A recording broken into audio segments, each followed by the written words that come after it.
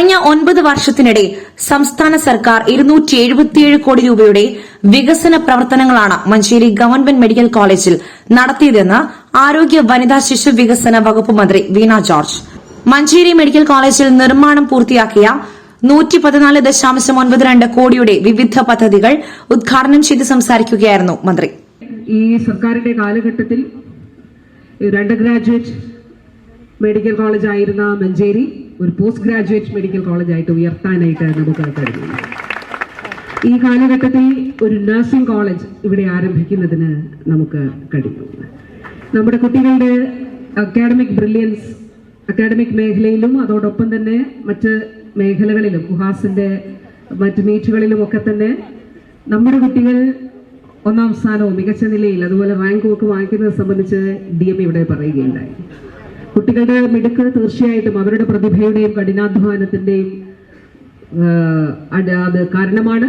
അതോടൊപ്പം ഡെഡിക്കേറ്റഡ് ആയിട്ടുള്ള അധ്യാപകരുടെ ഒരു ഇടപെടലും അതിലുണ്ട്, അവരുടെ സപ്പോർട്ടും അവരുടെ ഗൈഡൻസും അതിലുണ്ട്. അപ്പോൾ രണ്ടും കൂടെ ആകുമ്പോൾ തീർച്ചയായിട്ടും അതില് ജനറൽ ആശുപത്രി 2013 മെഡിക്കൽ കോളേജായി ഉയർത്തിയ ശേഷം അടിസ്ഥാന സൌകര്യങ്ങളുടെ വലിയ കുറവുണ്ടായിരുന്ന ഇവിടെ മികച്ച സൌകര്യങ്ങളാണ് ഇപ്പോൾ ഒരുക്കി വരുന്നതെന്നും ഭാവി പദ്ധതികൾക്ക് സർക്കാർ എല്ലാ പിന്തുണയും നൽകുമെന്നും മന്ത്രി പറഞ്ഞു.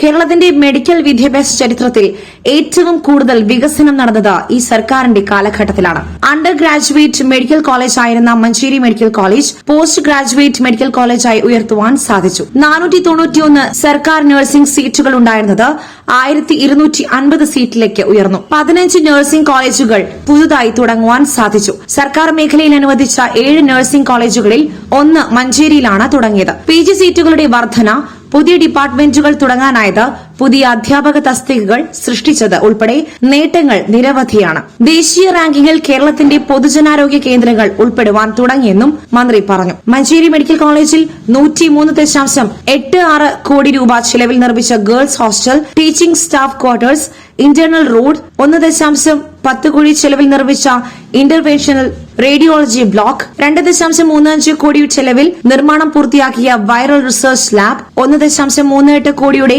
750 kVA ജനറേറ്റർ, 1.20 കോടി ചെലവിൽ നിർമ്മിച്ച labour room and cardiology OP, 5 കോടി രൂപ ചെലവിൽ സ്ഥാപിച്ച 128 സ്ലൈഡ് CT സ്കാൻ യൂണിറ്റ് തുടങ്ങിയ പദ്ധതികളാണ് മന്ത്രി ഉദ്ഘാടനം ചെയ്തത്. തൃക്കലങ്ങോട് കുടുംബാരോഗ്യ കേന്ദ്രത്തിന് കീഴിലുള്ള കരിക്കാട്, ചെറുകുത്ത് സബ് സെന്ററുകൾ ജനകീയ ആരോഗ്യ കേന്ദ്രങ്ങളായി ഉയർത്തുന്നതിന്റെ ഉദ്ഘാടനവും ചടങ്ങിൽ മന്ത്രി ഓൺലൈനായി നിർവഹിച്ചു. പരിപാടിയിൽ UA ലത്തീഫ് MLA അധ്യക്ഷത വഹിച്ചു. ജില്ലാ collector VR Vinod, medical education director in charge doctor KV Viswanathan, നഗരസഭാ chairperson VM Zubaida, vice chairperson VP Firoz, നഗരസഭാ കൌൺസിലർമാരായ Shereena Jawahar, advocate Prema Rajeev, KHRW SMD Sudheer Babu, medical college principal doctor KK Anil Raj, medical college superintendent doctor R Prabhudas, ജില്ലാ medical officer R Renuka, NHM ജില്ലാ programme manager doctor TN Anoop, HTS മെമ്പർമാർ തുടങ്ങിയവർ പങ്കെടുത്തു. SS Gold, Pure Gold. SS Group, Nilambur.